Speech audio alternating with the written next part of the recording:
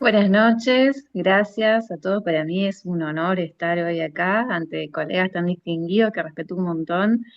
Y les voy a presentar al doctor Sergio Jiménez. Él es cardiólogo, es expresidente del Comité de Enfermedad Cardiovascular de la Mujer de la FAC y es también expresidente del Comité de Obesidad y de Diabetes de la FAC, actual miembro del área de lípidos y mujer de la SAL que convertimos. Posterior a él va a hablar el doctor Ezequiel Quintana para presentarnos el caso clínico. Él es médico especialista en cardiología, es el actual jefe de residente del Hospital Fernández en Cava y también miembro del área de lípidos y mujer de la SAL. Bueno, espero que disfruten del Ateneo y después armamos la discusión. Primero que nada, muchas gracias por la invitación, gracias Cecilia por la introducción y a toda la sociedad por la invitación, ¿no? Bueno, el tema del que vamos a hablar ahora, como bien dice el título, voy a tratar de compartir en este momento la presentación. Ustedes me avisen si se ve. Es riesgo cardiovascular y aterogénico en la menopausia.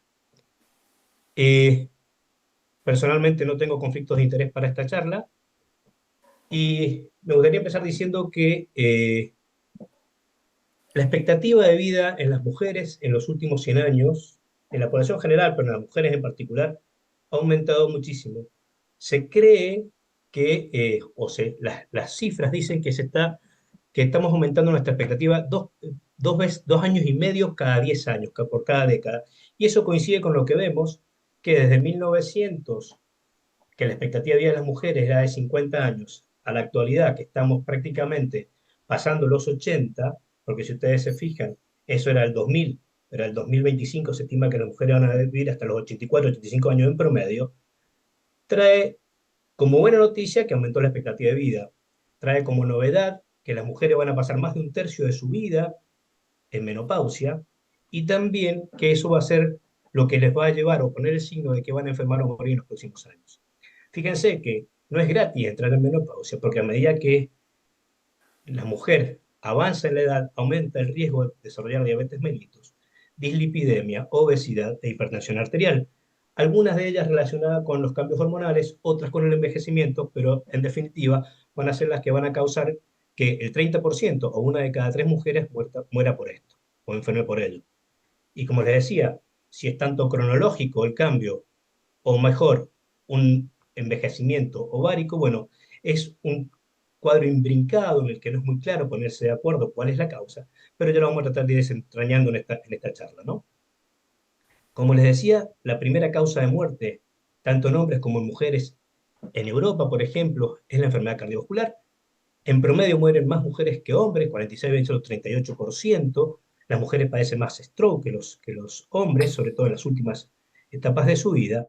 Y en nuestro país, en Argentina específicamente, según las tendencias de mortalidad, nos avisa que a partir del 2007 en nuestro país mueren más mujeres que hombres por este tipo de enfermedades. Y fíjense lo que más aumentó. Aumentó desde el 2005 hasta el 2015, sobre todo la posibilidad de tener un infarto. O sea, la mortalidad por infarto aumentó 27% en las mujeres en 10 años contra 12% en los hombres. Y seguimos pensando, o las mujeres siguen pensando, la sociedad y los médicos, que esta es una enfermedad, la enfermedad cardiovascular es una enfermedad patognomónica del hombre. Fíjense que en 2022, por suerte, acá a la vuelta de la esquina, el 28,4% total de los fallecimientos en las mujeres fueron por una enfermedad cardiovascular. En los hombres, mientras tanto, fue el 27% nada más. ¿Qué características hacen que la mujer sea distinta al hombre más allá de lo estrogénico o de lo hormonal? Fíjense, en lo que hace en la enfermedad arterial coronaria, las mujeres tienen unas arterias coronarias de menor diámetro, tienen menor carga de ateroma a cualquier edad que las estudiemos, tienen otras cosas, placas menos calcificadas y una enfermedad arterial coronaria más difusa y menos obstructiva que los hombres. Con respecto específicamente al síndrome coronario agudo, podemos decir que el 25% de los síndromes coronarios agudos en las mujeres ocurren antes de los 65 años, el resto después. Las mujeres mayores de 65 años tienen más factores de riesgo que los hombres para igual enfermedad. Y en el síndrome coronario agudo, las placas en las mujeres son más erosivas que obstructivas. Y las mujeres de más de 60 años tienen mayor mortalidad por síndrome coronario agudo. También podemos decir que las mujeres que tienen más de dos riesgos o factores de riesgo específicos y relacionados con el sexo femenino, como veremos enseguida, tienen mayor riesgo de desarrollar enfermedad y que la disfunción microvascular coronaria, En el 50% de las mujeres sintomáticas es a punto de partida de una disfunción microvascular y no macrovascular como nosotros estamos tan acostumbrados a pensar. Dentro de los factores de riesgo tenemos los tradicionales que compartimos hombre y mujer, edad, hipertensión, tabaquismo, dislipidemia, diabetes, sedentarismo y todo lo que ustedes conocen. Tenemos factores que son específicos de las mujeres, como por ejemplo algunos factores hormonales, como son la menopausia prematura, el síndrome ovario poliquístico, la obesidad que la compartimos y el riesgo cardiometabólico también. Pero también tiene otras que les son propias, como son el embarazo, trastornos autoinmunes que son más frecuentes en las mujeres y que ya vamos a ir desarrollando. Quiero dejar un dato que siempre me llamó la atención de esta diapo, que es el código postal, que es una cosa que a veces uno no tiene en cuenta cuando evalúa a las mujeres. No es lo mismo nacer en un lugar con un código postal que te identifique como de un nivel socioeconómico y educativo alto que bajo. Eso las condiciona a las mujeres a que le vaya peor. Todos estos factores de riesgo que yo les conté traen implícitos en ellos mismos mayor inflamación, la metainflamación, mayor disfunción endoterial en las mujeres una vez que entran en menopausia, una vez que pierden su relación entre los estrógenos y los andrógenos. Tienen más aterosclerosis subclínica, más disfunción autonómica y por supuesto van a tener más enfermedad cardiovascular, sobre todo en los últimos años de la vida. Como yo les decía recién, tenemos factores de riesgo que son específicos en las mujeres, entre ellos resultados adversos del embarazo, o sea, esos embarazos que terminan antes de tiempo, las multíparas también, tener más de 5 embarazos se ha visto como un factor de riesgo para las mujeres, para futuros eventos cardiovasculares, las pérdidas de embarazo, la infertilidad, el síndrome ovario poliquístico, una menopausia precoz o una menarca precoz o tardía, todo condiciona a que la mujer siempre tenga un poco más de riesgo o tenga más factores para evolucionar hacia enfermedad cardiovascular que los que tenemos propiamente los hombres. Después hay condiciones que no les son propias, pero que son más predominantes en las mujeres que en los hombres, como son la depresión, las migrañas, las enfermedades autoinmunes. Y después tenemos, como decíamos recién, las que nos competen o las que nos compartimos con ellas, tabaquismo, hipertensión, dislipidemia, obesidad y diabetes, que ustedes la conocen mejor que yo. Dentro de esos factores de riesgo, de los tradicionales, fíjense que una mujer, al tener menopausia, tiene incluso menos posibilidades de ser tratada como los hombres y menos posibilidades de alcanzar un objetivo lipídico. Podemos discutirlo después durante el caso clínico por qué les pasa esto. El 80% de las mujeres de más de 75 años tienen hipertensión arterial y menos del 30% están controladas adecuadamente. No le digo nada, una mujer no hay nada que le empeore más el pronóstico de ser diabética. Tener diabetes tipo 2 le confiere un 45% mayor de riesgo de cardiopatía isquémica e incluso que los hombres. O sea, si hay una mala suerte para una mujer es tener diabetes, porque eso va a hacer que se muera más que los hombres y que les vaya peor en cualquier resultado que tenga que ver con lo macrovascular. El fumar también le confiere más riesgo a la mujer que al hombre, la obesidad exactamente lo mismo. Las mujeres tienen más inactividad que los hombres. La diabetes gestacional, y esto recuérdenlo porque nunca lo preguntamos, por lo menos hablo del punto de vista de los cardiólogos, la diabetes gestacional aumenta 4 veces más el riesgo de desarrollar diabetes en el futuro y por supuesto más riesgo de tener infarto. El lupus, la artritis reumatoidea también aumentan el riesgo. La depresión, como les decía recién. Otra cosa que no preguntamos a veces en la consulta, la hipertensión gestacional y la preeclampsia, y sobre eso voy a volver al último en la charla, que le da 3 veces más posibilidad de desarrollar cardiopatía isquémica, hipertensión gestacional y preeclampsia. La menopausia temprana está, y también le confiere un riesgo 4 veces mayor a la mujer de desarrollar cardiopatía isquémica que aquella mujer que tiene una menopausia en una edad esperada alrededor de los 50 años. Básicamente, entonces, ahora, para entrar en el título y cumplir con el mismo, vamos a hablar más que nada de lo relacionado con la menopausia, ya sea la tardía, la menopausia precoz, y ya vamos a ver cuáles son las diferencias. Dijimos que vamos a dar algunas definiciones para nosotros los clínicos, los cardiólogos, endocrinólogos, que no estamos tan consustanciados con esto que los ginecólogos y los ginecobstetras marcan a diario. La menarca, entre los 11 y los 13 años normal, antes de los 10 años se llama menarca precoz, y eso le aumenta el riesgo cardiovascular, como las tardías. También la vía reproductiva tiene varios factores que aumentan el riesgo de mujer. Ya dijimos síndrome ovario poliquístico, dijimos hipertensión y embarazo, dijimos diabetes y embarazo, entre otras. La transición a la menopausia. Eso es muy importante para nosotros que estamos en la consulta con estas mujeres que a veces vienen del ginecólogo para un primer control cardiológico o clínico. Tenemos un fenómeno que es la transición a la menopausia, que es un fenómeno generalmente gradual, que comienza con los cambios en el ciclo menstrual y que tiene mucho que ver con lo que llamamos también perimenopausia, que es el episodio que va desde la primera vez que hubo un atraso o una alteración del ciclo menstrual hasta un año después de eso. Después de eso viene la menopausia, por supuesto. Y desde la última menstruación, que generalmente es entre los 50 y los 51 años, que no es lo que pasa habitualmente, perdón, que es lo que pasa habitualmente, es en la menopausia natural, que es cuando la mujer lleva 12 meses de amenorrea, o sea, 12 meses sin menstruar, ya podemos considerar que está en menopausia y generalmente es alrededor de los 50, 51 años, más o menos 3, 4 años. Pero se considera menopausia precoz y le aumenta mucho el riesgo a la mujer de desarrollar una enfermedad cardiovascular cuando es a los 45 años o menos. Y eso es entre el 5 al 10, 11, 12% de las veces. Y después tenemos la prematura, que es aún peor, que es aquella que ocurre antes de los 40 años. Y la tardía, que no tiene mucho más que ver con esto, pero para nombrarla, que ocurre después de los 55 años. Yo les decía recién que la menopausia precoz o la menopausia que ocurre incluso antes de los 40 años le aumenta el riesgo a la mujer de tanto una enfermedad cardiovascular, de una enfermedad coronaria y de una ACV. Fíjense cómo alrededor de los 35 años el evento, no digo que se duplique para algunos casos y otra vez una vez y media más riesgo a la mujer de tener un evento que cuando la mujer alcanza la menopausia alrededor de los 50 años. Y eso hay que tenerlo muy en cuenta cuando interrogamos a nuestros pacientes. De hecho, como nos muestra el estudio MESA, este interjuego entre el descenso de los estrógenos, sobre todo el estradiol, y el aumento relativo de la testosterona no aumenta, a veces baja también, pero se mantiene por arriba de los niveles del descenso de estrógeno. Por cada una unidad estandarizada, como les decía, como lo muestra el estudio MESA, de esta relación testosterona-estradiol, por cada unidad que cayó, se aumentó el riesgo de enfermedad cardiovascular en un 19%, en un 31% de insuficiencia cardíaca y hasta en un 45%, como lo muestran acá las curvas, de enfermedad coronaria. Bien, ¿y qué importancia tiene el estradiol, los estrógenos en las mujeres? Es vital.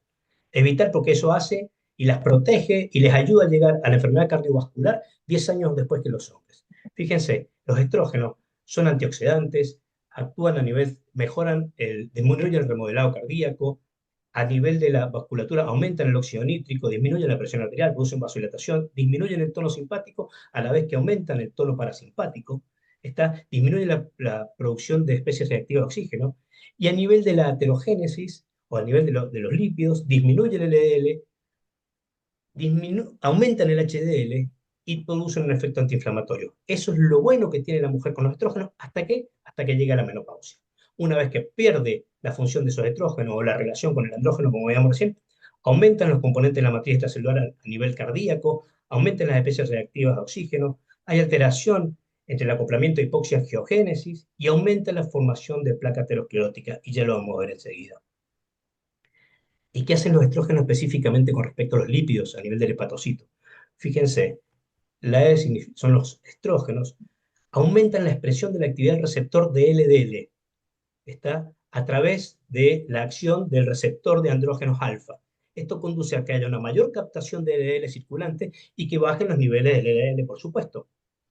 Además de eso, los estrógenos actúan inhibiendo la fosforilación de la PCSK9, con lo cual le hacen más difícil la unión al receptor de LDL, pero también por medio del receptor de estrógeno acoplado a la proteína G, esto se ha descubierto más recientemente, bloquean la internalización de esa PCSK9 una vez que se une al receptor. También actúan sobre la clatrina, inhibiéndola para que no haya una endocitosis del LDL. Ustedes recuerden que cuando el LDL, el receptor con el LDL y la PCSK9 se internalizan, la clatrina lo rodea, como vamos a ver enseguida, y esto hace que el receptor no se recicle. Entonces perdemos receptor LDL, aumentan los niveles LDL. También a nivel del HDL aumentan por dos motivos, disminuyendo la lipasa hepática y también a nivel de receptores aumentan, como yo les decía recién, los niveles de HDL y reducen, como les decía, la lipasa hepática. Esto es lo que hace. En rojo son las acciones por las cuales actúan aumentando el HDL e inhibiendo la internalización y eh, esta acción de la clatrina para que no se puedan renovar los receptores L, con lo cual aumentan la cantidad de receptores L y eso hace que baje el colesterol.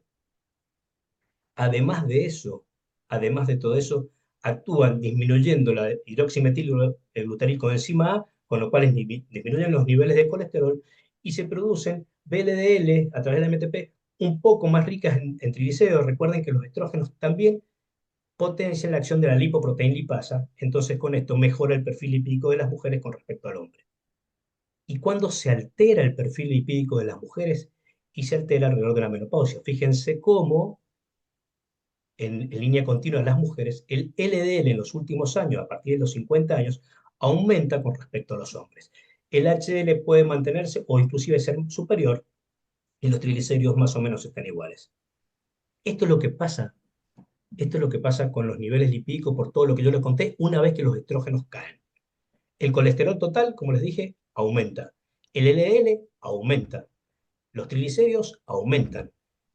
La ApoA aumenta y la ApoB permanentemente aumenta, porque generalmente muchos de estos cambios se ven en la perimenopausia, en la posmenopausia temprana y después decaen y se normalizan. Pero la ApoB siempre, siempre tiende a estar aumentada y eso correlaciona perfectamente con lo que le pasa después a las mujeres. ¿Está? Y con respecto al HL, vuelvo enseguida. Y otra cosa más, la lipoproteína A. La menopausia es la única causa fisiológica conocida hasta la actualidad que incrementa la lipoproteína A. ¿Está? Siempre la incrementa, sobre todo a partir de los años 50, como decíamos recién, de la menopausia. Y dos palabras con respecto al HDL. Muchas veces, y varios lo comentan, viene la paciente posmenopáusica con niveles de HDL de 70, 80, 90, y generalmente le han dicho que está todo bien porque su HDL está bien. Lo que pasa es que con estos cambios y con este trastorno en los receptores de estrógeno, porque hay menos estrógeno, lo que aumentan son las fracciones pequeñas, lo que se altera es la funcionalidad del HDL, entonces vamos a tener HDL que no es funcional a nuestras necesidades con respecto a la enfermedad cardiovascular aterosclerótica. Esto es del estudio SWAN, que es un estudio que les invito a que lo lean si quieren ver bien cómo todo lo que pasa con una mujer en la aterosclerosis y en la menopausia. Y lo que se ha visto es que aumentan las fracciones pequeñas de HDL, que nosotros no las podemos medir habitualmente, está, y lo que disminuyen son las medianas y las grandes, que son las funcionales. E incluso también se altera el transporte reverso de colesterol, también medido en este mismo estudio que ya les decía que era muy interesante de ver.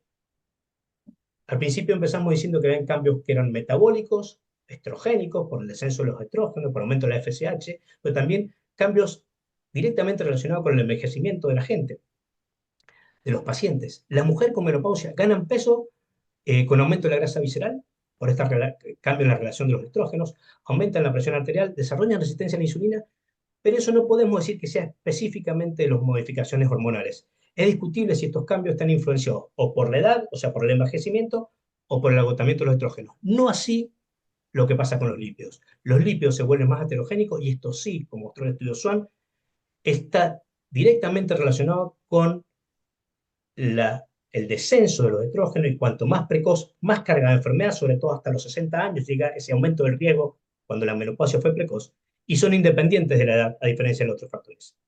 Esto es lo que yo les quiero decir. Cuando un factor tiene una tendencia que va aumentando en forma lineal con los años y seguramente tiene que ver con el envejecimiento. Ahora, cuando la perimenopausia, en la menopausia temprana, pega un salto y se mantiene en el tiempo, eso sí tiene que ver con la enfermedad y es lo que pasa con los lípidos. Y no les cuento nada, esto es más de lo mismo, es mostrarles cómo aumenta el riesgo en la mujer posmenopáusica, porque cambia su perfil lipídico. Y como les decía recién, no hay nada peor que esa mujer, además de trastorno lipídico y de la menopausia precoz, sea diabética. Y no lo olviden nunca, mujer con diabetes no es mujer con bajo riesgo ni acá ni en ningún lado. Ya para entrar en el abordaje y la dislipidemia, usando tratando de adaptar esto escrito de Leslie Cho, podemos decir que vamos a usar estatina en el tratamiento de estas mujeres cuando tengan una hiperlipemia primaria con colesterol de más de 190, una colesterol familiar, cuando sean diabéticas, cuando en prevención primaria en aquellos pacientes de entre 40 y 75 años con alto riesgo cardiovascular, que después podemos ver cómo lo podemos estimar, o con un riesgo intermedio con potenciadores, como les conté de los antecedentes de las mujeres, está la regresión de los ateromas y la disminución del LDL pueden ser aún mayores entre las mujeres con estatina que en los hombres. Lo que pasa es que no los indicamos ni los usamos tanto. Son iguales de eficaces en unas que en otras. No hay que usarlas en prevención primaria, no hay que indicar estatinas en prevención primaria en mujeres de bajo riesgo y sobre todo en aquellas que están embarazadas o con intención de quedarse embarazadas. Y acuérdense que en estos casos podemos estar aumentando el riesgo o de mialgias o de diabetes. Y quizás podríamos usar en aquellas pacientes con riesgos intermedios que tengan potenciadores, como dijimos recién, cuando la discusión del riesgo-beneficio es a favor del paciente o discutido con el paciente está todo en orden. Otra forma de ver el tratamiento, riesgos muy altos, estas son las guías brasileras que aparecían el año pasado, que dicen más o menos lo mismo, estatinas de alta potencia o asociaciones para tratar de llegar con objetivos de menos de 55 o no HDL de menos de 80. Cuando son de alto riesgo y el objetivo es de 70, estatinas de alta potencia es lo que se sugiere comenzar. También todo depende del LL con el que empecemos. Si el riesgo es intermedio, solamente estatinas, nuestro objetivo es menos de 100 o no HDL de menos 130. Y en estos casos, como decíamos recién, el riesgo bajo o opcionales, según lo que veamos, o generalmente no se recomienda su uso. ¿Por qué traje esta que mezcla un poco la terapia de reemplazo hormonal de la cual no vamos a hablar porque es para una charla distinta? Pero fíjense que ya empiezan en varias series a sugerirnos de ingreso las asociaciones, estatinas más ezetimibe e incluso la inhibidor del PCSK9, y también cuando los pacientes tienen triglicéridos más de 200, sugieren las estatinas, o sea, además de la estatina, icosapenta de tilo 4 gramos por día, y fibrato, que está en la guía, pero que yo personalmente lo puse con signo de pregunta. En los riesgos moderados, y en estos casos de alto riesgo, evitar la terapia de reemplazo hormonal, bajo cualquier condición. En los riesgos moderados podemos llegar a pensar en estrógeno transdérmico con los mismos postulados de tratamiento de colesterol, estatina más ezetimibe, y en riesgo bajo, según la LPA, que también lo tiene que poner en cuenta, si la LPA es baja, podemos usar cualquier tipo de terapia de reemplazo hormonal. Si la LPA es alta, generalmente estrógeno oral, si no hay contraindicaciones, y si están altos los triglicéridos, estrógenos transdérmicos que los disminuyen, que no los aumentan tanto. No olvidemos, por favor, esto lo sabemos de memoria y lo repetimos en cualquier charla, pero no olvidemos que la mujer tiene factores no emergentes que tenemos que evaluar cuando nosotros veamos el riesgo de nuestra paciente al momento de tomar la decisión de su tratamiento antiaterosclerótico. Recuerden, por ejemplo, que si mi paciente que está sentada enfrente mío, yo le pregunto si tuvo diabetes gestacional, eso le incrementa el riesgo casi 2 veces. Pero si tuvo una preeclampsia leve, aunque sea leve, una hipertensión inducida por embarazo, también tiene casi 2 veces más de riesgo. Y no les digo nada si la preeclampsia fue severa. ¿Está? Lo mismo pasa con el paciente cuando tuvo una menopausia, una menarca precoz, una preeclampsia severa, perdón, o un síndrome ovario poliquístico. También tenemos que tenerlo en cuenta en nuestros interrogatorios y no olvidarnos que son nuestros potenciadores de riesgo en la mujer. Tenemos que cambiar algunas cosas que nos han ido pasando. Las mujeres históricamente se han incluido mucho menos que los hombres por un montón de motivos como muestra la. Y entre 1990 y 2018, como les muestro acá en casi todos los estudios Saúl Clear Outcome, no alcanzaban al 29% la cantidad de mujeres incluidas en estos estudios. Y además solamente el 10% de los autores de los estudios más importantes relacionados con los lípidos son mujeres. Y no les digo nada que menos de ese 10% encabezan la lista de los autores o van a la cola. Generalmente estos son estudios hechos por hombres para hombres, hasta ahora, y creo que esto va cambiando. Para concluir, la enfermedad cardiovascular no distingue géneros.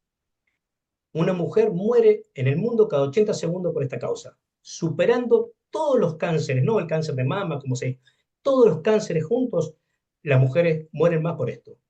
La menopausia es un giro decisivo en la salud cardiovascular de la mujer. Hay una cascada de cambios hormonales, metabólicos, incluido como vimos los lipídicos, y vasculares que aumentan la vulnerabilidad de las pacientes. El tipo, el momento de la menopausia y los síntomas, porque los síntomas vasomotores también, los sofocos tan famosos que a veces lo tomamos ligera, también le aumentan el riesgo cardiovascular a mujeres, al igual que los antecedentes ginecobstétricos, como traté de demostrar en toda la charla, no solo son detalles clínicos al pasar o al registrar, sino que son piezas claves para que nosotros anticipemos y prevengamos la enfermedad cardiovascular de estas mujeres. Así que por su atención, muchas gracias y por el tiempo también. Fantástico, Sergio, muchas gracias. Damos lugar entonces al doctor Ezequiel Quintana para la presentación del caso clínico. Bueno, muy buenas noches a todos. Primero que nada, muchas gracias por la invitación y por el espacio para disertar. Bueno, la idea es presentar un caso clínico luego de la revisión bibliográfica. Vamos a empezar hablando de ella es Alicia, es una mujer de 62 años de edad que vive actualmente en el barrio de Villa Crespo, acá en la ciudad de Buenos Aires, y tiene como profesión secretaria administrativa de una empresa.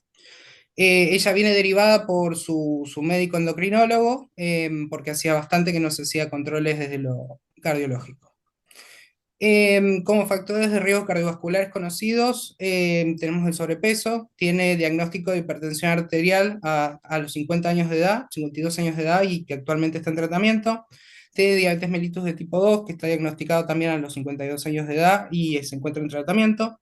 Como medicación habitual, ella utiliza perindopril, 2,5 miligramos día a la mañana, metformina de liberación prolongada, 1000 miligramos día, y empalifosina, 25 miligramos día. Como otros antecedentes, tiene una apendicectomía a los 15 años, tiene un nódulo tiroideo benigno, seguimiento por endocrinología, y tiene 2 gestas y 2 partos, que en el segundo embarazo se destaca por presentar un episodio de diabetes gestacional que fue a los 44 años de edad del segundo embarazo. Después, como antecedentes familiares, tiene un padre fallecido a los 54 años por infarto de miocardio y una madre fallecida a los 70 años de causas de un ictus isquémico. Le pregunto sobre sus hábitos. La señora realiza actividad física predominantemente durante los fines de semana, los sábados y los domingos, suele hacer caminatas de 60 minutos con su pareja, y como dieta habitual, ella consume solo una infusión en el desayuno, que suele ser un café o un té. El almuerzo predomina la comida que sirven en su trabajo, que suele ser un menú variado, pero ya en la cena predominan los alimentos envasados y ultraprocesados, incorporando a la vez distintos tipos de frutas y de verduras y de frutas. No consume alcohol y consume bebidas carbonatadas libres de azúcar. Yendo ya hacia el examen físico, presenta una presión, para destacar, presenta una presión arterial promedio de 3 tomas de 159,98 milímetros de mercurio, un índice de masa corporal calculado de 28 kilos por metro cuadrado, un perímetro de cintura de 92 centímetros. El resto del examen físico no presentaba elementos para destacar, y un electrocardiograma de 12 derivaciones también realizado en la consulta, sin también elementos para destacar. Lo que trae la paciente son una serie de estudios. Trae, primero que nada, les muestro un laboratorio que se había realizado el mes anterior, en plan de que lo viera su endocrinólogo, en donde presenta un hemograma, un hepatograma, una función renal pues normal, con una relación albúmina-creatinina de 21 miligramos de albúmina por gramos de creatinina, un ionograma que es normal, también un metabolismo fosfocálcico y dosajes de hormonas tiroides que son normales.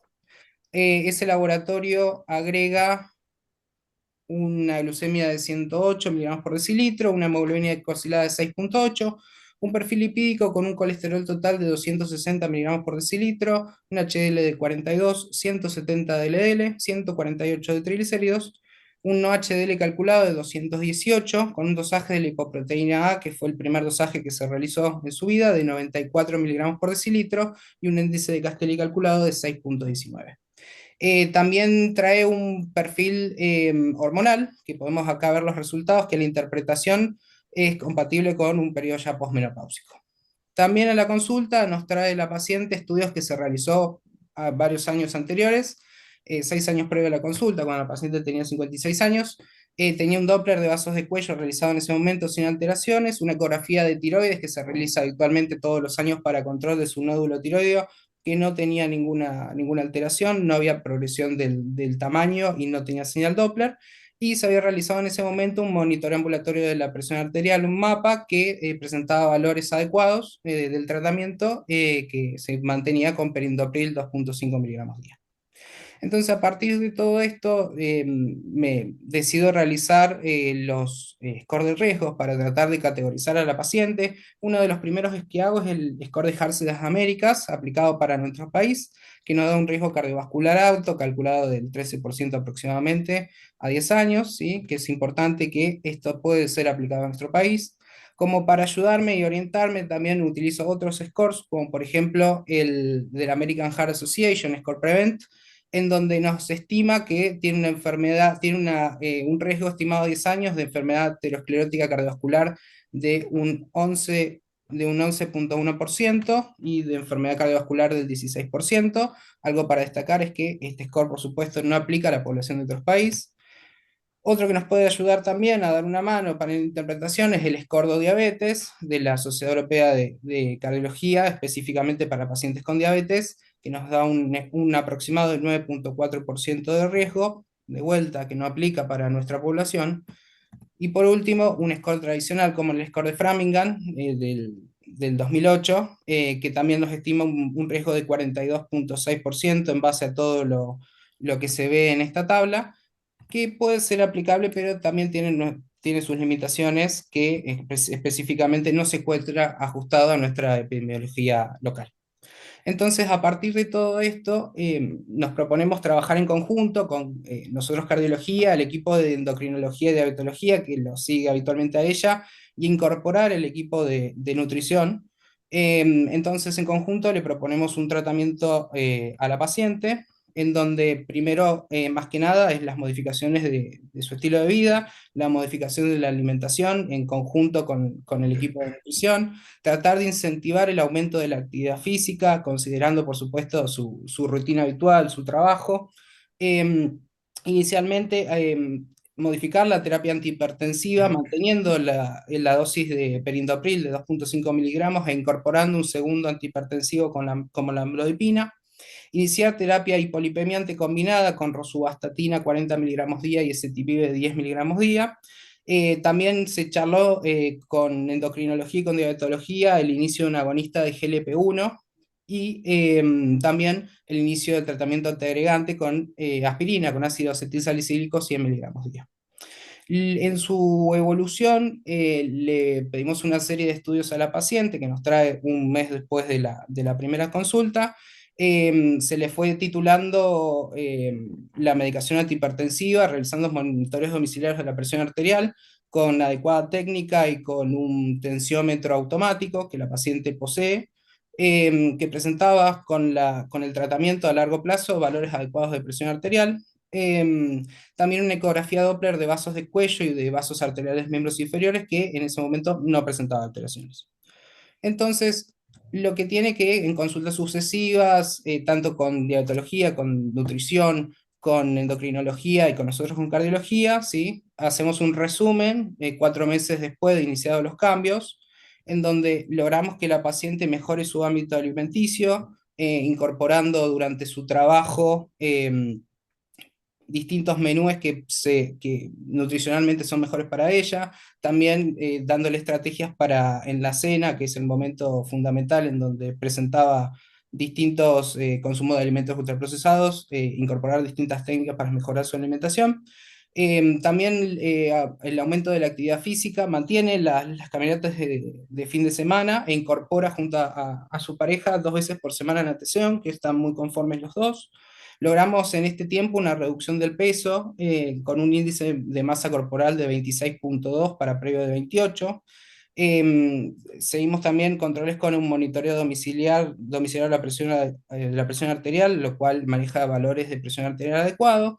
Presenta una hemoglobina glicosilada de 6,5 y un LDL, un dosaje de colesterol LDL de 48 miligramos por decilitro.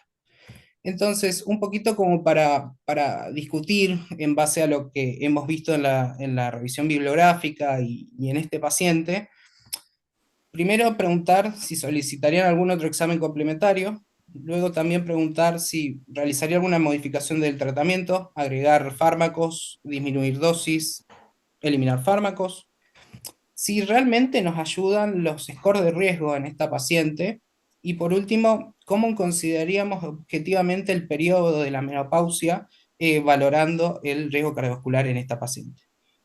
Para agregar sobre su periodo menopáusico, tuvo una transición en la menopausia entre los 53 y 54 años, con ya instauración de la menopausia hacia los 57 y 58, y el laboratorio que se había visto originalmente del perfil hormonal es realizado a los 72 años, ¿sí?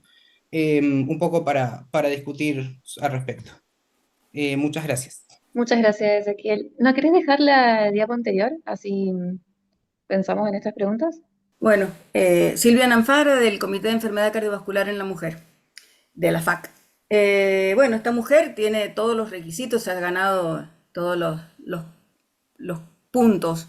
Tiene factores de riesgo tradicionales, tiene factores de riesgo propios de la mujer y tiene diabetes además, que bueno, Eso le da un riesgo bastante alto.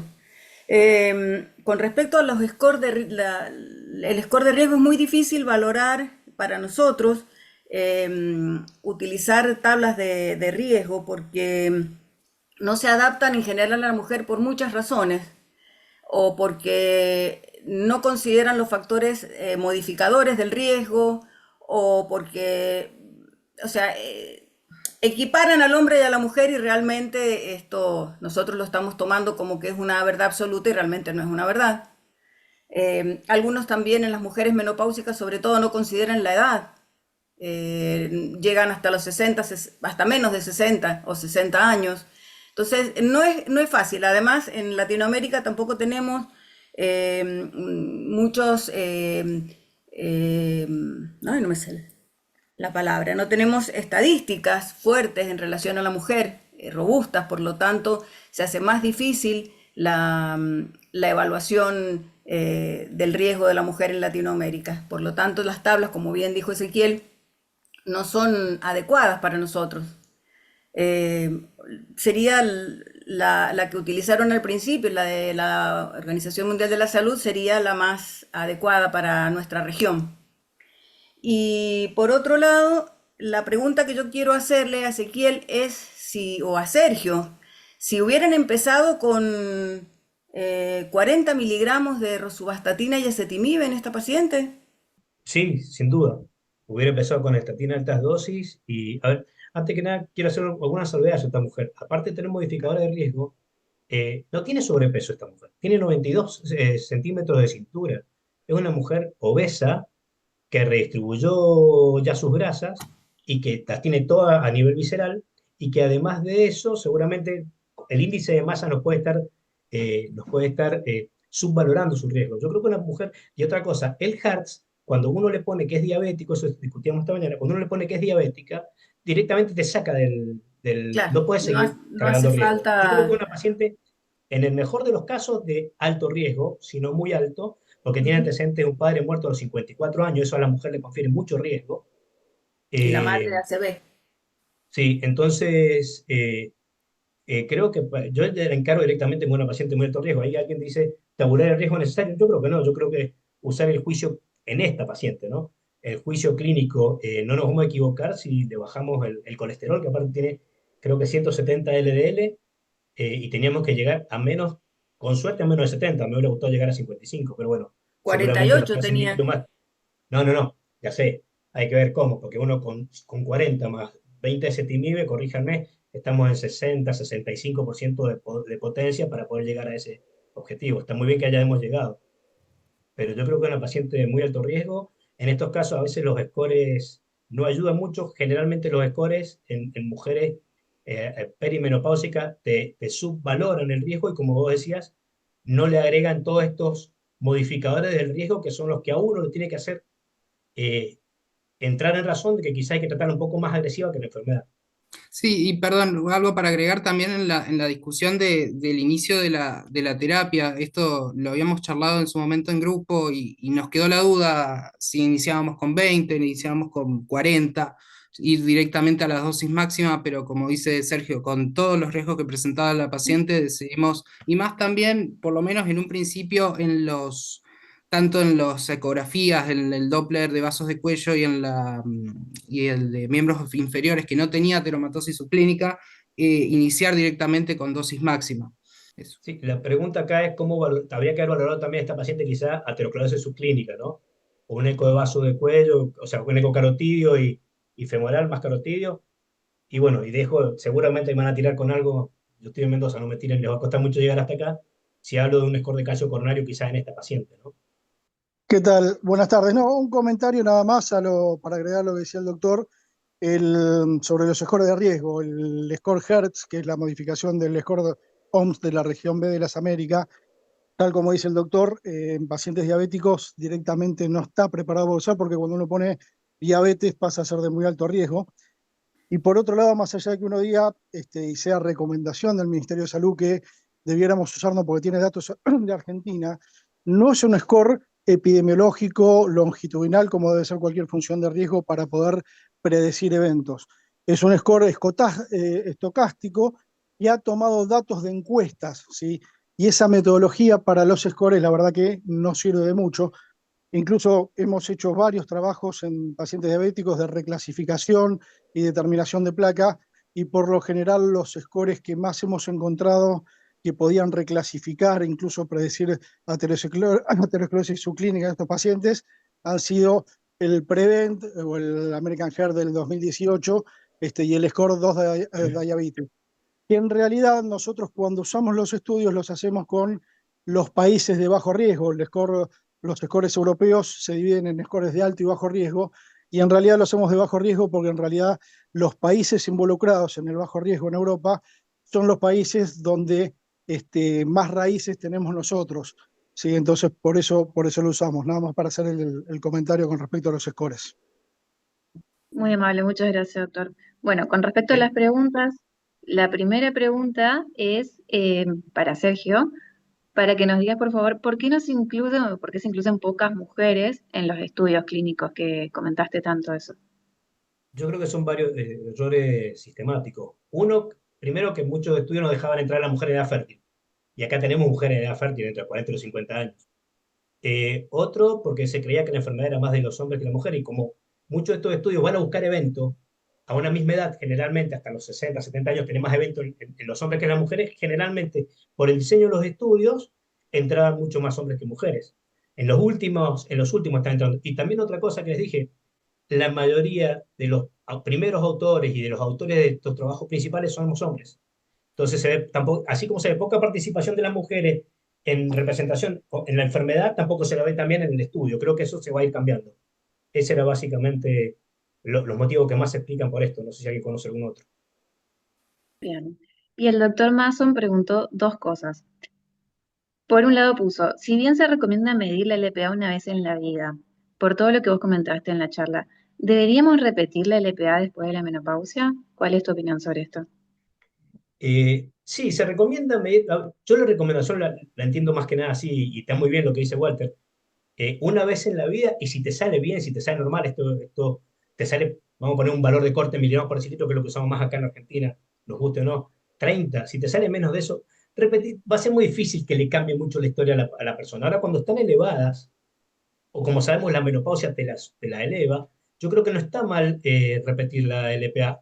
Aparte, a ver, es un estudio de bajo costo, está, al igual que cualquier otra determinación prácticamente lipídica, y que te puede ir modificando el riesgo de ese paciente. Yo creo que no tendría problema en repetírselo a la mujer en la menopausia. Además, sí pienso que el riesgo les cambió, ¿no? Y no sé si hay otra Y, pregunta más. y la otra pregunta o sea, Walter hizo dos. Por otro lado, te pregunta si es más frecuente la intolerancia muscular y el riesgo de nuevos casos de diabetes por estatinas en la mujer posmenopáusica en comparación con la premenopáusica. Miren, hasta donde yo sé, generalmente uno de los motivos para tener más intolerancia a la estatina y para hacer también diabetes es ser añoso, o sea que la posmenopáusica tiene más edad que tener menos masa muscular. Generalmente las personas cuando van entrando en edad tienen menos masa muscular, así que uno tendería a pensar que sí, que tiene más posibilidad de hacer diabetes e intolerancia a los pacientes añosos o posmenopáusicas que las premenopáusicas. No Buenísimo, conozco un muchas estudio gracias. cabeza a cabeza. Y esta pregunta es para el doctor Quintana. Bautista Sumolou pregunta, ¿en qué se basan para la indicación de ácido acetilsalicílico en esta paciente? Gran pregunta. También es algo que hemos discutido en grupo en su momento. El riesgo cardiovascular que presenta la mujer, riesgo elevado, sumado al dosaje de lipoproteína A elevado, en ese contexto decidimos iniciar como prevención primaria, aspirina, en ese contexto. Todo en relación con el riesgo elevado que presenta la paciente, muy elevado en realidad. Si no nos olvidemos que hay que evaluar que tenga bajo riesgo hemorrágico para esa indicación, ¿no? Pero totalmente de acuerdo que si tiene alto riesgo y LPA elevada, se puede beneficiar con la aspirina. Totalmente de acuerdo. Yo creo que el riesgo de la aspirina, del 5% de sangrado versus el riesgo de la paciente aterosclerótico que tiene, no solamente por la LPA, que podría muy discutir si la LPA solamente da, pero por todo lo otro, ser diabética, y vuelvo a repetir, para mí de muy alto riesgo, con los antecedentes, creo que sí amerita tener antiagregación plaquetaria. Y otro comentario del doctor Sossi, él entiendo que propuso evaluar el riesgo isquémico, eventualmente de ergometría, ecocardiograma, ecoestrés. ¿Les parece que esto tendría sentido? ¿Sumarían algo más? Para mí sí, en esta paciente una valoración anatómica cardíaca con al menos un ecocardiograma como para iniciar sería lo más adecuado, no solo por todo el riesgo aterogénico que presenta, sino también por su evolución de la hipertensión arterial. Ella ya lleva más de 10 años de hipertensión arterial con una sola droga que no sabíamos hasta qué punto venía controlando o no. Y por el otro lado, sí, coincido totalmente, dado el riesgo heterogénico, una prueba de isquemia en su momento sería lo correcto.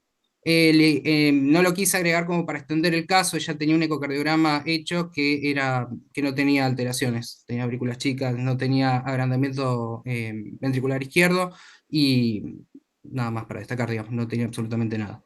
Así que Bien, ella tiene un ecocardiograma que es normal. Una bien. cosa con respecto al tratamiento antihipertensivo, las guías en estos tipos de pacientes con diabetes y alto riesgo recomiendan entrar con asociación de entrada, un IECA, un ARA2, más un diurético tiacídico o una hidropiridina, ¿no? De entrada, directamente con pacientes de riesgo moderado alto, directamente recomiendan esto. Así que no hubiera estado descabellado usarlo. No recuerdo el tiempo de evolución de la diabetes. Tanto la diabetes como la hipertensión se diagnosticaron juntos a los 52 años y ella tiene 62, 10 años. Pero también había tenido diabetes gestacional, no se olviden de eso. Exactamente, a los Ujú. 44. Y un comentario del doctor José Cardoso, con el antecedente del padre, muerto a los 54 años, y ese nivel de LDL colesterol, si bien no sea 190, ¿pensarían en un HF, en una hipercolesterolemia familiar? A ver, sí, habría que ver otros datos más de la paciente, pero uno podría pensarlo, ¿no? Con antecedente del padre, también tiene LPA alta, habría que ver también qué antecedente tenía el padre, pero, a ver, tengo una HF que está bien pensarlo, el objetivo terapéutico para mí es el mismo, y cuanto antes, durante más tiempo mejor, y cuanto más bajo llegue. Es más, si yo no hubiera llegado, y si quieren lo planteo la discusión para ustedes que hacen más limpio incluso que yo, si no hubiera llegado a esos valores de LDL, si no le hubieran agregado bempedoico a la segunda consulta. Eh, y una cosa que está en línea con lo que mencionaron antes, el doctor Francisco Gadaleta nos dice si no consideramos que siendo que tiene diabetes tipo 2, investigar isquemia excelente con un SPECT y un Doppler bulbo aórtico ilíaco para investigar placa. Todo lo que que nos sume riesgo en esta paciente no está de más. O sea, sin volvernos a hacer 10.000 estudios, pero haciendo una secuencia, sí. Yo primero busco enfermedad aterosclerosis subclínica, que muy probablemente la tenga, y seguramente busco marcadores de isquemia. ¿No te Y perdón, Y aunque modificaría me nada? digan, y aunque me digan que no, sigo pensando que lo va a tener en algún momento y la sigo tratando igual. tal cual. No, lo que iba a decir yo que no te agregaría nada para el tratamiento de que tenga arteriosclerosis subclínica. Seguirías haciendo lo mismo, aunque lo encuentres. Totalmente de acuerdo. Es una paciente de la aterosclerosis subclínica y los marcadores o potenciadores sirven más que nada para un riesgo intermedio. Cuando uno cataloga ya a una paciente de alto riesgo, más de 10 años de diabetes, ya de por sí solo en cualquier paciente marca un alto riesgo cardiovascular. Uno lo va a tratar siempre de la misma forma, independientemente que tenga placa, no tenga placa, etcétera. Y algo que quería agregar en base a la última pregunta de ahí de la presentación, vos que es algo que estuvimos charlando un ratito, Sergio, con vos, en cómo consideraríamos objetivamente el periodo de la menopausia, porque justo esta paciente, generalmente uno tiene más riesgo de menopausia precoz, en menarca precoz, pero justo esta paciente tiene un riesgo, perdón, tiene una menopausia más tardía. Entonces, ¿cómo influiría esto? ¿Cómo lo podríamos objetivar también, ¿no? ¿Cómo nosotros que estamos acostumbrados volviendo también a la pregunta anterior sobre los scores de riesgo, a tratar de encasillar a todos los pacientes en algún cuadradito y que nos guíe, como que, ¿cómo podríamos hacerlo, Sí. no? Yo creo que en esta paciente el menor de su riesgo es la menopausia, como Bien. entidad nosológica predictora de evento cardiovascular. Distinto si la mujer hubiera empezado a los 40 años, ¿no? Pero tiene muchas otras cosas que me alertan más. Recuerden que generalmente empezar precozmente la menopausia aumenta mucho el riesgo hasta los 60 años. Y después se normaliza como una persona que empezó a los 60 normal, o sea, no sigue aumentando el riesgo. O sea, que la tengo que cuidar hasta ahí. Pero esta desde el punto de vista de la menopausia, salvo por sus antecedentes ginecobstétricos y por ser diabética y ser obesa y ser hipertensa, eso es lo que le da más riesgo que la menopausia en sí misma, en esta paciente, ¿no? ¿Alguien más desea hacer algún comentario? Si no hay ningún comentario, vamos a ir cerrando. Entonces, muchas gracias a todos por la participación. Gracias por estar acá. No sé si Silvina quiere comentar algo de la jornada, que me había dicho que querían recordar algo de la fecha.